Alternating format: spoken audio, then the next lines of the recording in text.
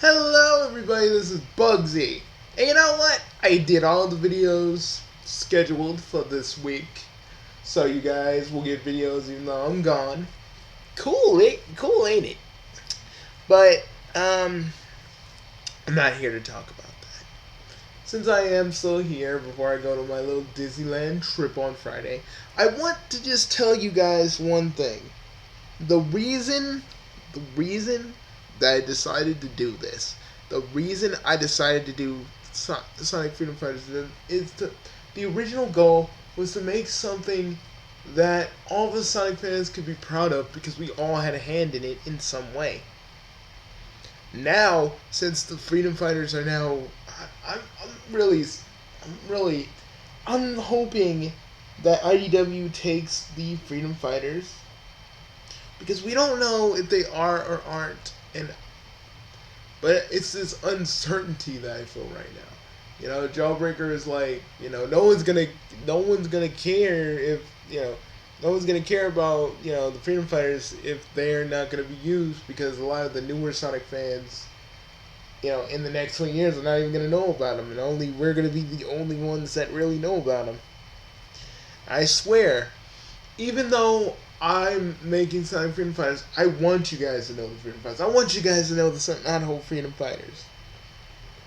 And if they don't have a home in the IDW space, they're gonna have a home in my series because at least I care about them. At least I'll have writers that won't want to screw them over just because they like Amy or they don't like these characters. I love all these characters. Heck, we're getting a Sonic game called Project Origins with the Freedom Fighters in a game. We're still trying to get people are trying to get that going. I've seen it. It looks fucking beautiful. But guys, I want to just say, even if the Freedom Fighters don't make it into IDW, this is not the end. I won't let it be the end. I won't let the Freedom Fighters go quietly into the fucking night. I won't. They're gonna come inside Freedom Fighters, and I am never gonna let them go because they are important.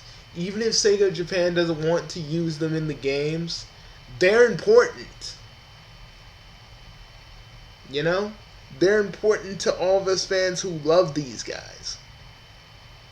And a lot of you didn't like how the Archie Sonic comics had like Sonic crying or Sonic being with being with chicks. And I'm like, look, I don't care what your stance on Sonic dating anybody is. He should be with somebody, he should be with nobody. Listen, Sonic in the comics is a teenager. I don't care what you all like to think because it's really invalid at this point. Because when we were all teenagers, what's the one thing we wanted besides independence, living on our own, and other things that came with that? Relationships, right? Relationships. And so, I'm sorry for the rest of you that think it's hokey, that thinks Sonic having a relationship is hokey and it should never happen. And you're entitled to your opinion. But Sonic is a character. Sonic is a fucking teenager. So what do you all expect him to do? He can't just be alone. He has to feel some kind of emotions other than yeah and ooh yeah, new adventure, all this other stuff. I want Sonic to feel love. I want Sonic to feel happy. I want him to feel sad. I want him to feel angry. Because that makes him more of a character. Like, there's more to Sonic than just being a product of the 90s. And the comics did provide that. But I felt when they did the reboot, Sega Japan was like, nah, we're gonna stick our hands deep in the Sonic pie. Oh yeah. Why do I make everything sound very, very dirty? But really, And I still supported the Sonic comics because there was hope that this was going to get better. Because during the reboot's run, it was just doing Sonic adaptation stories. They weren't doing any original stories anymore, and I was thinking, are they going to do more original stories down the line after all these are done? And I will never know now, because now it's done, and now we're going to have IDW. And I really hope that they can try and get the Freedom Fighters back get the Freedom Fighters back in any way they can. But they have to play a big role. They can't be just big characters. They have to play a big role in what Sonic's doing. You know, I want new stories. I want creativity. I want the Freedom Fighters back. And if you can't have like new Freedom Fighters, just keep the not-whole Freedom Fighters, peeps, and make new ones. I'm totally down with that. Because Ken doesn't own Sally. Ken doesn't own Bunny. Ken doesn't own Rotor. Ken doesn't own Tail. Ken doesn't own like Antoine and Rotor. And Bunny and Sally. Sega of America does.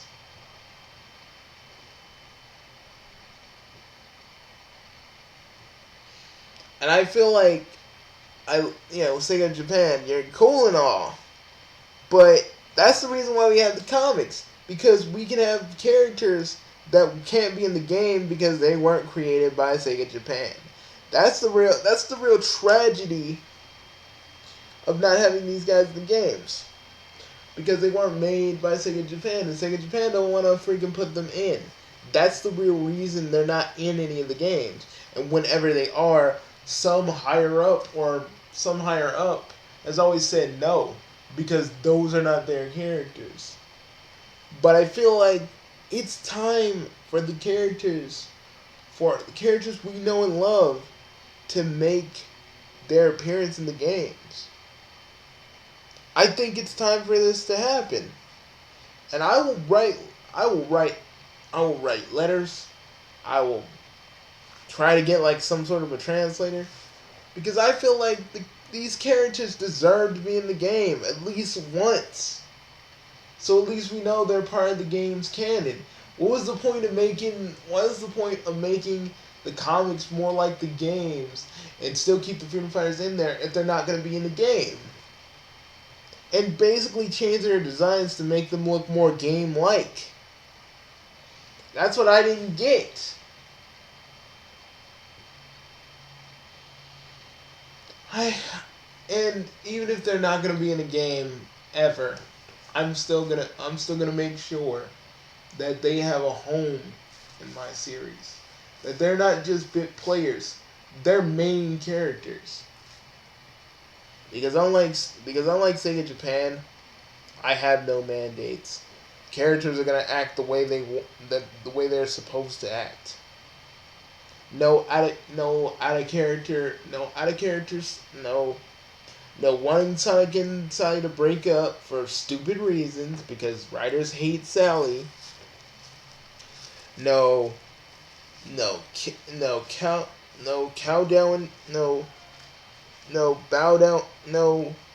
bowing down to the freaking Son Amy fans.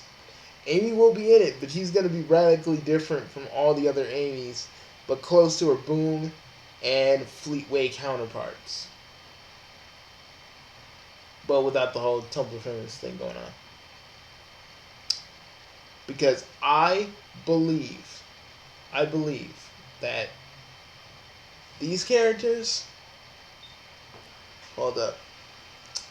I have my chair reclined. Hold up. Oh.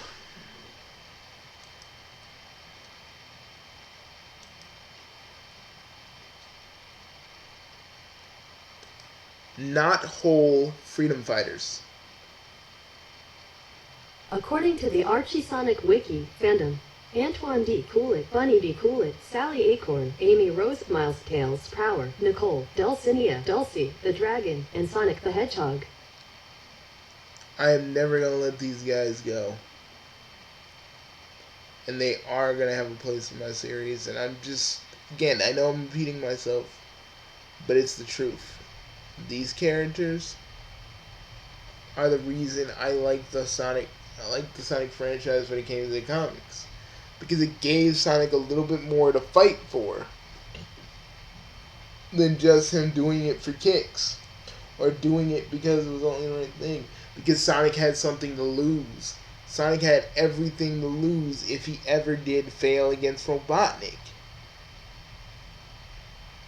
And yeah, you're getting little glimpses of it in Sonic Forces, and that's good. That's interesting. But I know they're not going to keep this forever. I know they're not going to keep this tone forever.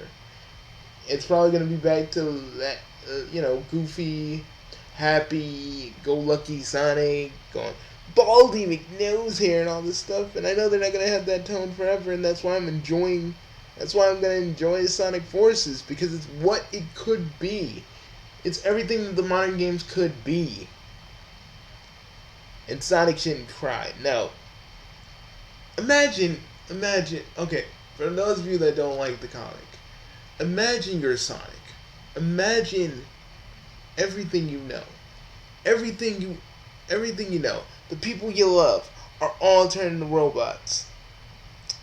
Now imagine you being taken away from your home, so you had to hide from Robotnik for probably 10 to 10 years, or probably 10 or 12 years, and you're a teenager. You fight Robotnik, you win, you're happy. Your parents are roboticized. There's something you can really do about that. You unroboticize people left and right. Tell me you wouldn't be mad about Robotnik. Now, I'll take you to the Robotnik Victoria side. You had a good time. You're just chilling out with the Freedom Fighters. You're having a good time, and all of a sudden, Snively comes out of nowhere. Pretty much zaps all your friends. You think that they're dead. The freaking Knothole Castle is destroyed. Everything you know from Knothole is destroyed, blown up. It's just gone. Everything you know is gone. No friends. It's just you and Robotnik. And you don't even have time to even mourn your friends, because Robotnik is bearing down on you. There ain't nothing you can do but fight. The anger, the rage, everything, all at once. The emotions you feel, all at once, as you're fighting Robotnik. Now I know some of you don't understand that, and I kind of expect you to kind of imagine it, to put yourself in this Sonic's shoes, and put yourself in his shoes. But if you can't, that's fine. But I'm just trying to make you understand why this version of Sonic is important, and why I kind of was sad before I heard that IDW was picking it up. Because I was uncertain. I didn't know where Sonic was going to go. I was worried. Now I'm even more scared, because I don't even know where the Freedom Fighters are going to go now. And that's the thing I'm truly worried about. That's the thing I'm truly upset about. My freaking show is only but a fan show, so not a lot of people are probably going to watch it unless they're really into the comics. And plus, I'm adding my OC into the freaking mix, so that's going to probably be met with its own scrutiny, because a bunch of people can't fucking, grow up and enjoy a character that came from my mind. So, yeah, that is. I don't know what's going to happen to the Freedom Fighters, but I'm hoping that IDW can get these characters and put them back in the limelight. That is what I'm hoping. And maybe, just maybe, if I'm lucky and if my fingers can cross all the way around. Maybe they can be in the movie too.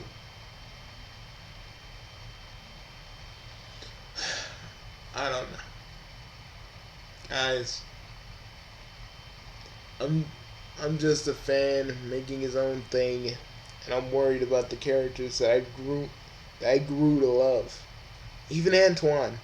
Yeah, I fucking like Antoine, even though he's a cowardly, even though at the very beginning he was a cowardly asshole, but he was cowardly, but he did what he did anyway, and that was the best part of Antoine. Because after a while, even though he was some kind of cowardly, he still fought. He still fought for what he felt was right. I mean, the man beat up his anti-self. Yeah, I was like, and I respected Antoine after that because But that's all I have right now. I'll see you all later.